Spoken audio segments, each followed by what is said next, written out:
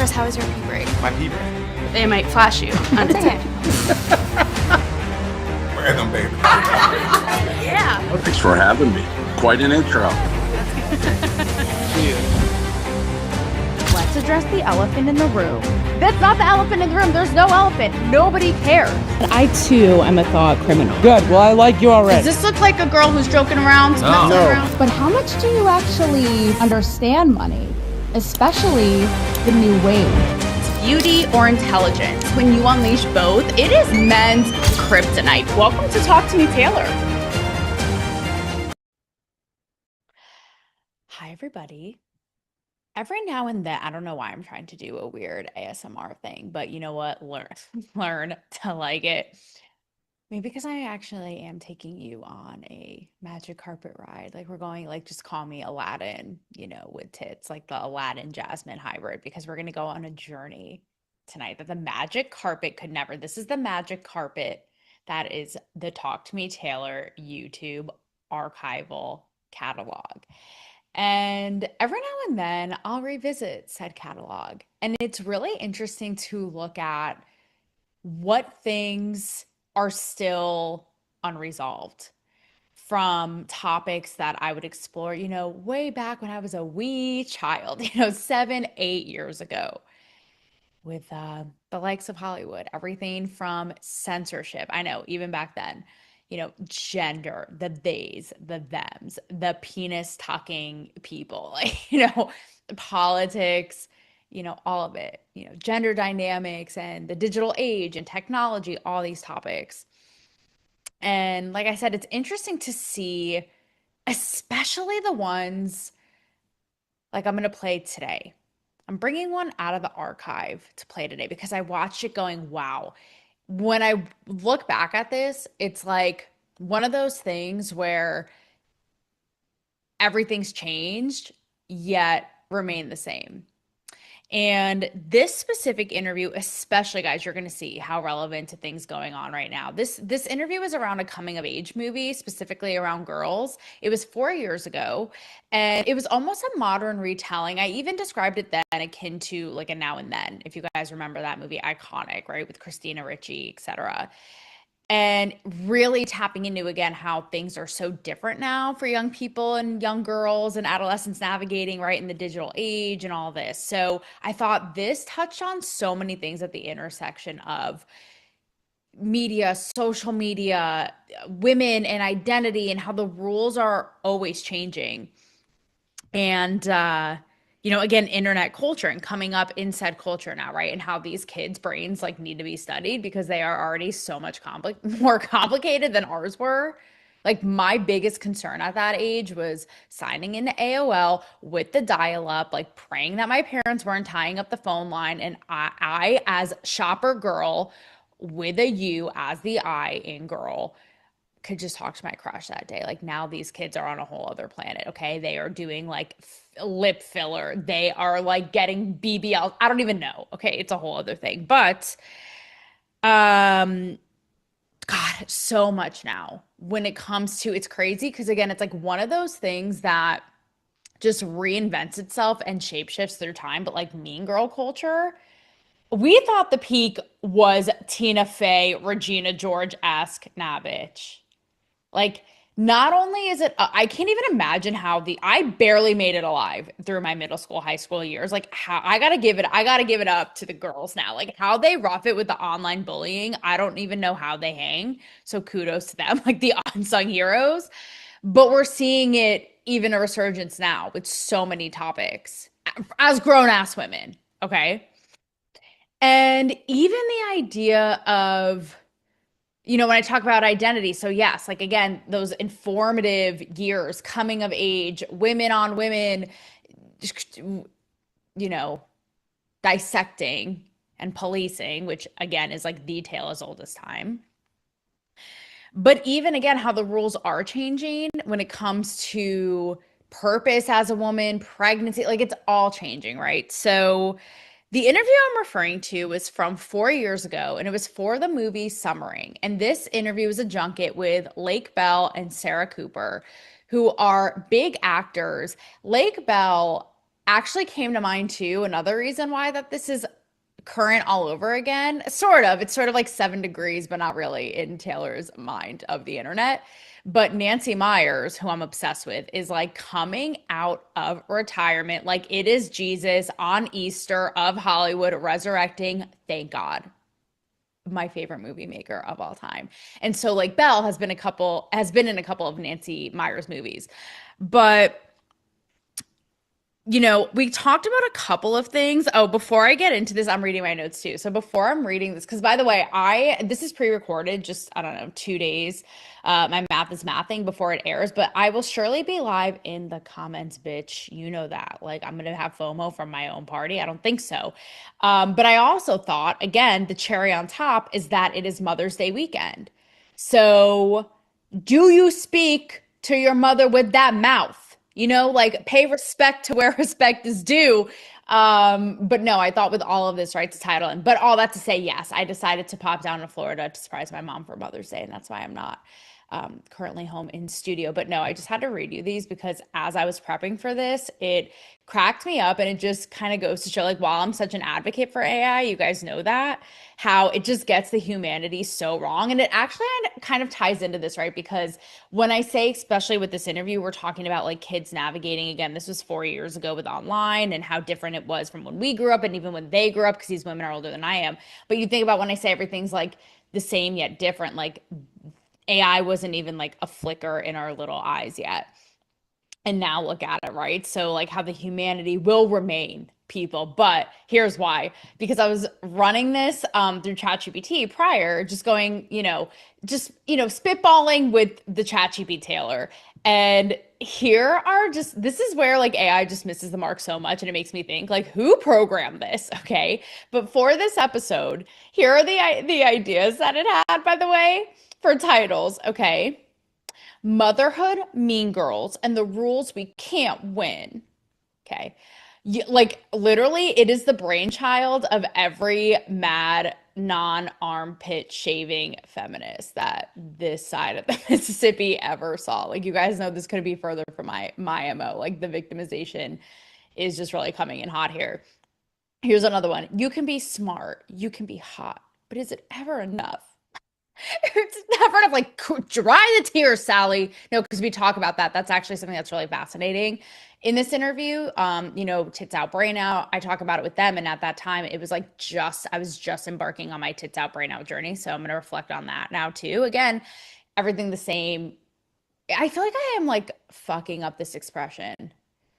Everything changes, yet it's all the same. What is the expression, guys? Help me out in the comments. I'm sorry, I'm having a break. I'm also just like completely brain dead from so much going on in life right now. Okay, and here's the last one. Why being a woman still feels like a losing game. I mean, honestly, you would think that this was like out of the archives of like Vanity Fair. I don't even know. But anyway, so we're not going that route. So thank you, ChatGPT, for being useless in that department. But no, okay, a couple things here before I replay the interview for you. And again, I thought it would be an interesting journey just for you guys too to hear it. And if you have kids, I know a bunch of you do, or if you want kids, or just, taking in the nature of kids now trying to navigate, even Gen Zers. Like I watched a really fascinating debate that the Free Press is starting to do. It's called Things That Matter series, and it was two Gen Zers. Even that was fascinating. This is a whole other thing, but they were talking about like affordability, how they can't even reach the American dream, get a house, like all this shit. And I'm like, sweetie, you're talking to a 35-year-old. You're preaching to the choir, bitch. I still don't have a house, but yes. But yeah, I just thought it would be interesting for you guys to like a little, again, peek now and then, if you will, into the zeitgeist and reflect on yourself. Like what's again, everything changes, yet some things remain the same. Everything remains the same. I am butchering this like literally Hannibal Lecter. But anyways, this expression. So the first things first, and it's funny because this really still to this day stands out when I think about this interview, is something I still think I disagree with like Belle about, is the nature of world events and the anxiety inducing climate. I genuinely, even Rob, my fiance, which if you are up on the relationship show, actually relationship show is a good little nickname for it. But you know that we have almost a 3-decade age gap, right? And he is the first to always say, even like I will subject him to watching Friends like every other night at least. And he's like, times it was just easier. It was just simpler. It was just more fun back then. I, even as a 90s kid, can attest to this. Like it was just easier and more pure, like it was just pure and more fun. And now it just feels like it's so heavy. And something that we talked about is, was it always this heavy? Of course, there were always, issues in the world, but now, like something like Belle argued, is just kids now just have more access to it all the time, being bombarded on their phones and overstimulated. And I remember at the time, and even now, I still disagree with that. Like I do think that yes, while there were always like shit hitting the fan, there was always shit hitting the fan.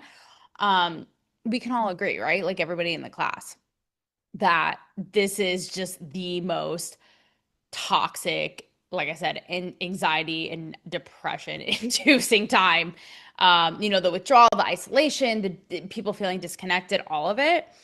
And again, that's why I wanted to replay this interview, because it's like, what's changed already since 4 years ago, and where we're going with AI and being disconnected and not knowing what's real and what's not and all that. So yeah, that's definitely something that struck me. And again, it's sort of like the chicken or the egg. It's something to really think about, right? Is it just that these kids now have it at their fingertips and are exposed to like the mental gymnastics all day long that they didn't ask for, that kids never had before? But further is kind of what I was getting at earlier, the mean girl ness of it all. And again, how, look, like women being competitive. I know we're in this like hair braiding, yay, rah, rah. We have been for 8 years, but let's be real. Women are so cutthroat, cunning, conniving, competitive in a different way than men, like a different breed. I'm not saying more, but just different, especially policing themselves. And where does it start? But basically, like on the kindergarten playground. No, we're innocent then, but puberty. Puberty is like when shit hits the fan and you have the PTSD with your metal braces that will last a lifetime, like that you will take to the grave. And, even that, right? Thinking about, and I feel like we may have touched upon it in this interview. And that's the other thing too that was so funny. And I remember talking about it in this interview, just a little bit of a sidebar, but again, to show how things are so different. Like in a movie like Now and Then, it was like, getting your period or your first crush. And in this movie 4 years ago, it's like the patriarchy. It's like, oh God, like why they need to be concerned with this shit. Like I have comments, questions, and concerns.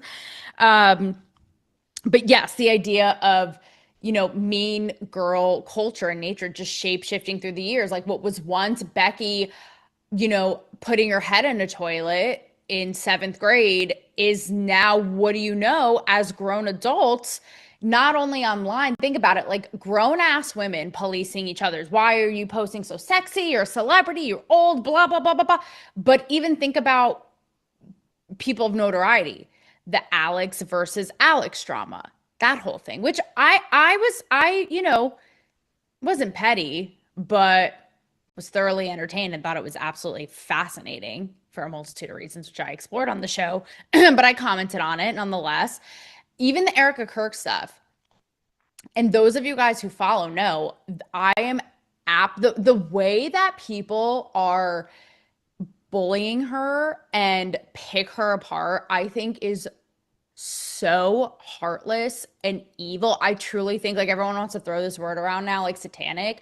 I truly think it is so satanic. Like, and this whole reemergence of the conversations around like mean girl culture, i.e., the Alex versus Alex thing. And truthfully, even like the Sydney Sweeney stuff, right? It's like everyone picks, and I've come around. I've had my own journey on Sydney Sweeney, you guys know, but I have to say more and more, I love how she does not give a single fuck. But people love to please even her character. I'm like, it is a character in this new season, right, of Euphoria, where her character becomes an OnlyFans star, and even OnlyFans creators have come out about it, and people are just like, this is humiliation porn. Why is she taking these roles? Da da da da da. Like, it's just like, cut it out, Sandra. Like, it's just so old. But yes, the Erica Kirk thing, I like, regardless of where you are politically, this is just, it's what I say about October 7th.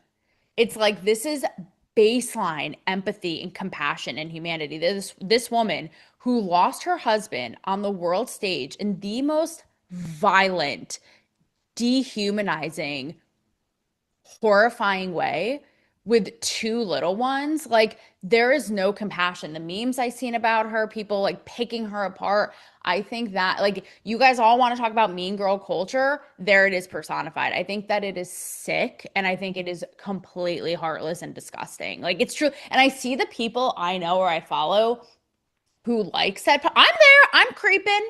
I'm so I creep. Yeah, like TLC, TLF here is creeping. And I see you. And I'm literally, it's an eye opener. It is. I try not to let the internet, same thing with, it kind of goes into all this, right? Like our own identity beliefs, how we see other people navigate it, again, the whole time hidden behind a screen. Nonetheless, for kids growing up. But I see this and it's eye-opening, to say the least, and definitely makes me think differently about certain people. It's just sad. But yeah, right? How that's, again, mean girl culture is just something yet again that is always changing and yet always the same at the same time. And kind of lastly, reflecting on this interview is right at this time is when I was just in my glow up journey and my come up on Operation Sex Goddess body, my body transformation journey, going braless, dressing totally differently, and really leaning into my feminine power in a way that I never had. And I was like, a whole new world. Like, this is all Walt Disney is rolling in his grave. He's like, bitch, I did not ask for the Little Mermaid, for the Aladdin references. Okay. And probably this won't even like be favored on YouTube because they're going to be like, this is copyright, like the other 1 million infractions that you have. But whatever. I was like, this is a whole new world of the sexual feminine power energy that I had never tapped into. So I was just discovering all this now when I interviewed these ladies. And you'll see, I talked to specifically, well, we all three of us unpack the idea of being, sexy, feminine, sexualized, and even objectified. It's like, okay, cool. With also being the intellectual, the brain, the writer, the comedian, the whatever it is. And Lake Bell at the time, because she had earlier posed nude on the cover of New York Magazine. And I was on this whole kick of like, but why don't you just do it all the time? And she actually now, 4 years later, I actually totally relate to what she said. Again, growth, right? Which is a good thing. And again, women constantly trying to navigate and with all of it changing and being recalibrated. But she said, I love that I did it and I love that I can do it again. But right now, like, I'm chill. Like, I don't need to go be naked on the cover of a magazine. Like, I love that I know it's there if I wanted to, but I don't need to go, call Hugh Hefner's corpse to go do it again today on the cover of Playboy. Like, I'm good. And I remember I pushed back a little bit because, again, I was like wide-eyed and bushy-tailed just discovering this glory. And I'm like, but why? Like, why not do it all the time? And now that's exactly how I feel. It just, I don't know. And I don't know what that says about just in life or womanhood or discovering things or things being a moment in time or a novelty. But sometimes I'm like, maybe I don't want to have the tight shirt with my nipples out. Maybe I want to be Grandma Jane with my turtleneck. Like, maybe I want to look like a fucking hot librarian today. And that's cool. And, so it's interesting to just look at Taylor then versus now. And even I think about this a lot, but the course that it's taken, I feel like this also, just like Mean Girls culture, like always reinvents itself and shapeshifts, but just goes in waves. The idea of like the female sex symbol, right? It's like, the Jane Mansfields and Marilyn Monroes. And now we have, the Sydney Sweeneys, like Sydney Sweeney. While I don't think she's a rocket scientist, she definitely is, I think, kind of epitomizing why this whole conversation was a little bit ahead of its time, was epitomizing the idea of tits out, brain out, right? She's a smart businesswoman, woman. As I'm talking, women and woman is a thing I just slip up all the time, whatever. Just let it, just you heard nothing as I'm talking about being intelligent. And she has like a great shot. She's on the shooting range, you know what I mean? But also is like the total pinup girl. So it'll be interesting to see, because my prediction is that is going to take off even more. But we shall see. Tarot tits. What can I say here at Tarot Taylor? So yeah, the idea of being sexy and smart that we talk about, and obviously even the way that they reflect on it is something that women, unless you are like a literal Bible thumping, stick up your butt conservative who like can't even look at their own tits in the mirror, something that for the most part I think all women are constantly grappling with. And I would love to free you ladies, from the chains of our own minds and societal expectations and value judgments. And lastly, the idea of, because the rules are always changing, and here obviously we're talking about womanhood and growing into that, and the rules and what forms that. But I've been seeing more and more lately, and this is just like, this is my algorithm for once not doing me dirty. Because again, if you are watching the relationship show with Rob, you know that this is something I'm very much grappling with in my personal life, but pregnancy and doing things later in life, but it's never what I thought. But I'm seeing all these things and I'm like, let's go. One study I saw that or what was it? It was a stat that for the first time in US history, women over 40 are outnumbering teen pregnancies. So that was awesome. And then I also saw this, so your girl here will live to 1,000,000, like Taylor Everlasting, out of my fountain of a placenta to tell the tale. But I saw this, hang on, I'm looking because I saw it, I sent it in a group text. Again, I will just tell everyone who will listen to validate my feelings. But it says, women who give birth after 33 have double the chance of living past 95. Women who give birth after 40 are 4 times more likely to live to be 100. Let's go, ladies. Let's fucking go. Get after me, teen mom. You had your day, bitch. Anyways, again, with all this, right, going to show how female identity is always changing, but again, how people are going to hang on to, I think that, like, constantly, even like we did in this interview, kind of like reckon with and reconcile both the past and the present, and be with what's current while changing what is tradition and kind of engraved in culture, and always kind of juggling that. But also, again, the topping on this cake is the idea why, while all of this is changing, I think it's so funny how, authentic is the new word. And again, I've been saying this five ever. But it's actually crazy too, just really quickly, going into my archives, I saw the first solo episode I ever shot, and you can see how green and how truly uncomfortable I am and how awkward. It actually is kind of cute. However many years ago. Like you can see I'm like looking around, but nobody's there because I'm just talking to myself. And I remember Rob at the time was like, just see if you can do like 10 minutes. Just see, because it was so unnerving and foreign. But funny enough, that episode was talking about how it was right in the height of the pandemic. So everybody was like struggle city, but so fake, with a perfect life facade on Instagram. So like calling every Becky, Joan, and Jared out.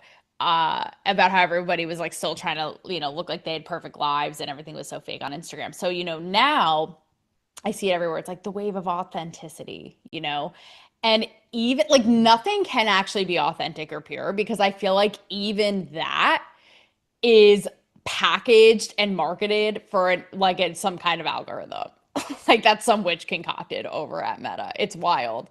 Now I see these things. It's like, here's a day in the life for a woman at 42 who did IVF, and it's like packaged in the perfect thing with the captions, and I'm like, oh my God, like even being authentic is fucking packaged like some Hallmark movie that nobody asked for. So that cracks me up too, because again, it gets me thinking about how, for all of us, okay, teens, grown ass adults, see themselves, each other, both women and not, what we put out there and about ourselves and absorb about other people, and just all of it. And even how the authentic isn't even authentic anymore. Like, can anything literally just be pure? But at the end of the day, with all of it, we can laugh at it and rag on it and all that. But the idea that, so much of this, and you'll see in the interview, so much of it is still so unresolved. And there's some like politically incorrect stuff too. I never know with especially with Hollywood people, you know, they're really uptight about politically correct topics. And I think in this, we even explore like the days and the non-binary, and I kind of make fun of all of it, or the patriarchy, whatever. So I think they were sports about it, if I recall correctly. But regardless, I digress with all of this. How, you know, even this interview, right? A little like moment in time 4 years ago, says so much and is still so relevant, but how much is still so unresolved. And that's okay. And so, you know, this Mother's Day weekend and thinking about, you know, the girls growing up in this environment and even how the adult women in the chat online, like, how about we all just cut each other some fucking slack? I don't know. Maybe we're all just out here trying. I have like 2 brain cells together that I put together, as you could probably tell for this. So why don't we all just cut each other a goddamn break and keep this shit moving? And that is like the most authentic thing. Like, we can sniff it out from a mile away when it's fake, right? So just living in the no holds bar, which is why it's so scary for me. I'm trying to do that even with the relationship show, and not please everybody and be like, I don't give 2 shits. Like, love it. The real, the authentic, the pure woman. Give each other a break, you know, from my mother to yours. Now, have fun with this little blast from the past in the Summering Junket interview. See you guys next week.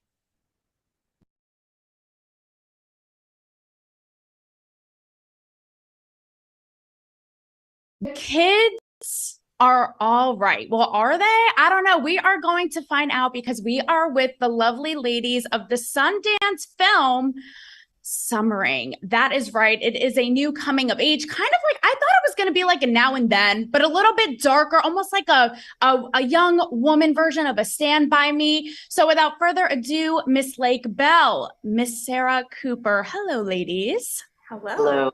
Welcome to Cancel Me Baby. I'm Taylor Ferber. I'm excited. Are we getting canceled on this show? What's the... Well, that's the point, is to just go for it. Are you ready for the no canceled zone?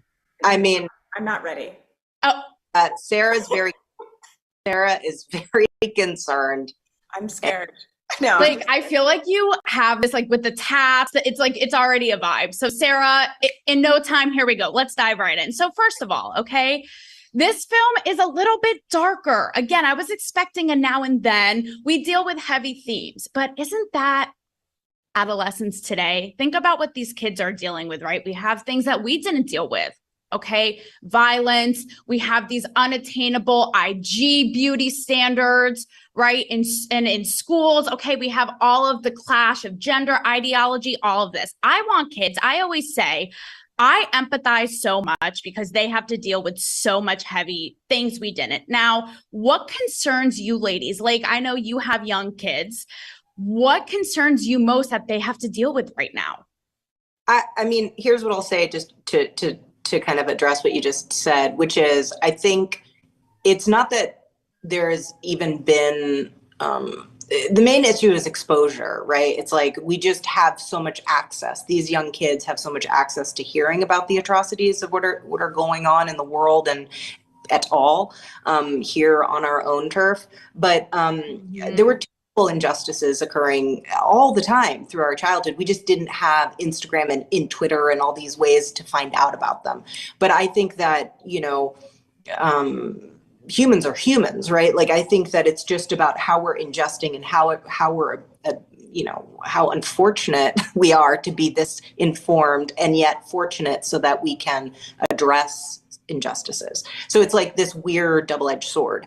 But our children, I think right now, at least my children, I just see like an uptick in, I mean, I definitely had anxiety as a kid, but my children are just flooded with anxiety.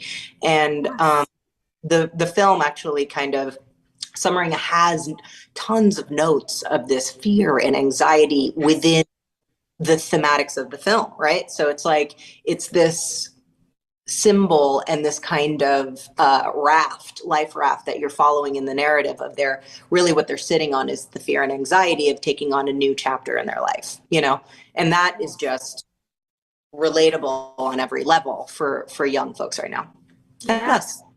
Yes. My friend Sarah, has- how about you? My friend has a saying. She's like, the mind is a scary place. Don't go there alone. So I feel like that's, I felt anxiety just with you rattling off what kids have to deal with. Like just hearing everything is just like, oh my God. But the movie it kind of harkens back to a simpler time when kids could just go out and play in the street.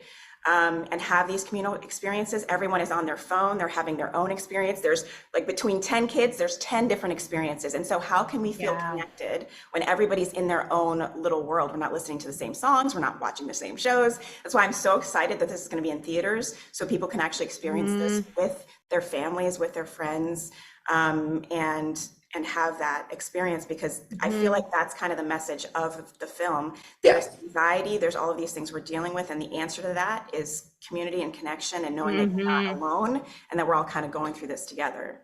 So with that being said, let's pivot a little bit to one of my favorite topics, none other than womanhood. So I brought up Now and Then earlier, and Now and Then is so that kind of same like innocence of summer and four girlfriends in their preteen years, right? And Now and Then, though, they're talking about stuffing their bras with like Jello and having the sex talk with their moms, right? And there's a line, like, what a contrast. I think it shows what we're talking about, a contrast of the climate that we're in now, how it's just heavier and not quite the same.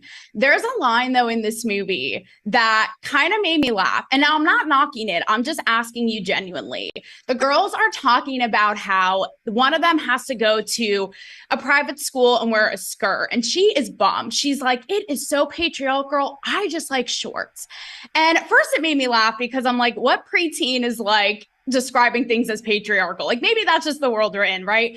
But I feel like this is a common theme. Like, why can't it be both? Why can't it be like you're in a skirt or a dress and you're effing like powerful and also can be a tomboy? Blake, hop in. It's Lake, but here's Blake, what I'll say. I nicknamed you there that you did not ask for. Used to it because I grew up with the name Lake, so I'm very used to it. So here's what I'll say about that. The kids at this age, okay, in this younger generation, they are being, as you said, served so much information and such large concepts, whether it comes to gender, race, and education. They're digesting so much and doing their very best to process.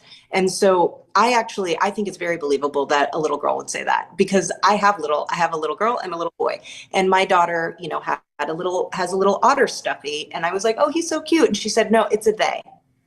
And so she's 7. Okay. And she told me that the otter stuffy that she has is they and identifies as they, but they. And so she's telling me and teaching me through the way that she's processing, because in her school and the way that she's taking in the world, she's I don't know, she's like totally comfortable to be wrong, totally comfortable to say the wrong thing and get it right and figure it out. And so she's going to try words like patriarchal. She's going to try words like... She is? Sure. Does she say that? I was going to ask you with your 7-year-old, yes, how she sees it. She has an opinion. Okay. The thing is, the difference is that opinions of young minds are being heard in a different way, and they're being given different words to play around with. In our youth, perhaps we were kind of tossing around different words and concepts. And the idea of, my daughter is totally like, I don't want to wear a goddamn skirt. And sometimes if I want to wear a skirt, I'll wear a skirt. Yes. Like, I was going to ask if she experiments, like, is it like a princess over here? But then it's like, I'm going to be a tomboy over here, like how she experiences it. Where she has a mullet and she wears a suit head to toe with a tie, button up, and the whole thing slicked hair back. And the next day she's like, I'm Elsa.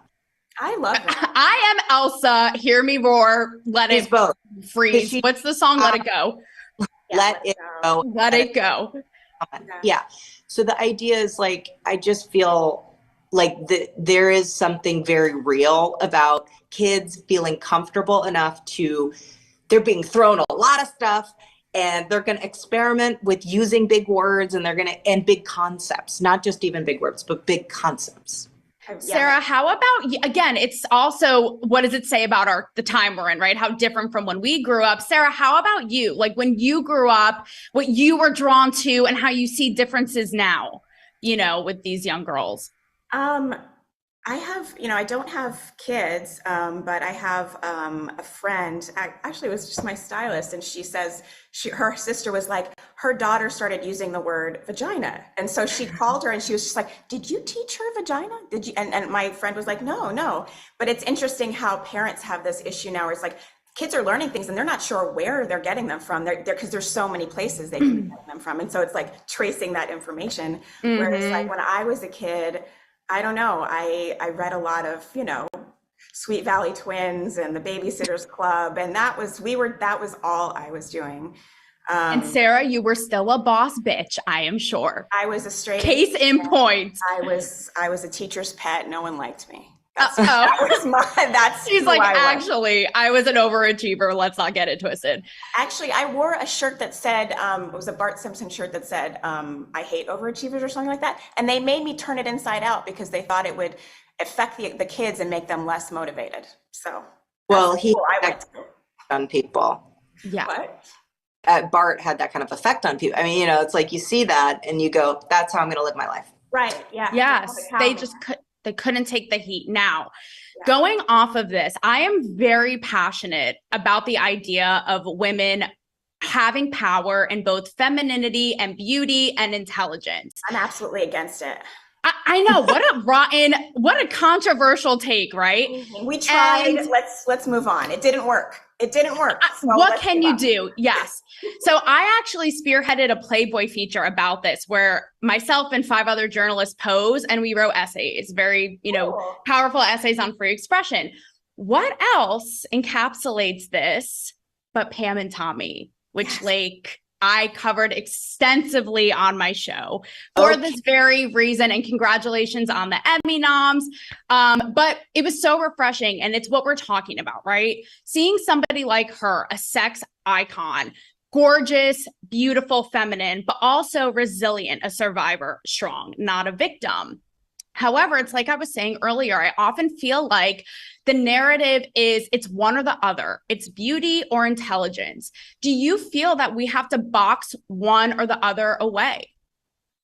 I do not think sexuality and femininity negates intelligence or strength. I think that they're not mutually exclusive. I remember very personally connected to the Pam and Tommy story, particularly Pamela. In the sense that I had felt what it was like to have the injustice of private property and image stolen and then broadcasted, and in the fappening and all that shit. So I think that having, even in the year that I wrote and directed my first film, right? Like, and I'm at Sundance and I'm naked on the cover of a magazine. It's like I got a lot of flack for that, and it's like, okay, well, let's talk about why. Because I would agree, gosh, maybe I wouldn't do that necessarily now. I'm like, do I really need to be naked? Like, go ahead, put some clothes on, But also, why not? Isn't there power in that too? Where you're like, there is, but I found, and this is how I feel about it, it's totally personal preference. It's whether you're comfortable with it and you get to make that choice. So even I get to change my mind. I could say, you know what, at this point in my life, I'm totally fine being on the cover of a magazine naked because I kind of feel it right now. And I'm totally comfortable writing and directing and starring in a movie. Yes.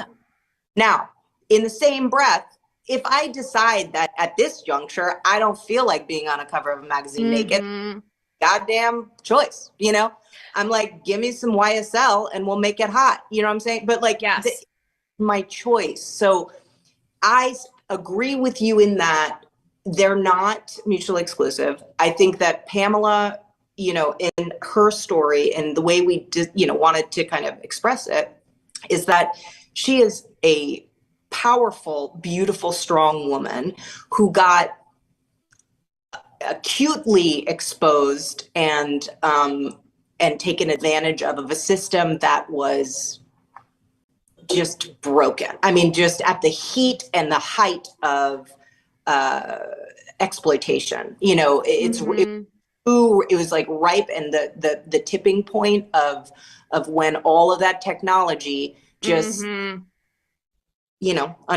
in a way that kind of ruined their life, and their relationship. Certainly, I mean, it was just like a huge of privacy and illegal. It's just like a crime story, Right. These are my last thoughts because I have to wrap, but I just feel like, and maybe it ties into the patriarchal line earlier, as women navigate, especially in this complicated world. I just feel like, to your point, they're not mutually exclusive. Sarah, I don't know how you feel about it, if you agree, but I feel like when you unleash both, it is like men's effing kryptonite, because they know how powerful we are. Like, they are like, oh shit, it is no holds barred out. Like, it is game over. And perhaps that is what has played into maybe the structures trying to box women in certain ways with the skirts, whatever, because they know we actually, in the end, once it's all unleashed, we run shit. Yeah, we know. 100%. I mean, that's the thing that I've internalized sometimes too, because my thing is looking smart. Like, I just have to look smart. And I've done that. Sometimes, like, I feel like, oh, I don't want to expose my body too much, because then that'll make me look less smart, because men have trained me that I can't be both, because they know that, like, oh, they see a smart woman, well, they're not attractive. And if they see attractive woman, well, they're not smart. You have to put her down somehow. So you find a way, and it's just not true. But at the same time, we've been taught it so much that it's hard to break out of that sometimes. I say here and now we rewrite it and take control of it and do it our way, ladies. I don't think we've been canceled, but I will say this kicked major ass. So thank you both. What a blast. I don't think there's any cancellations. What's that? What's that, lady? I love the patriarchy. No. I know. It's like they subscription, not canceled. Not canceled. Thank you, ladies, so much.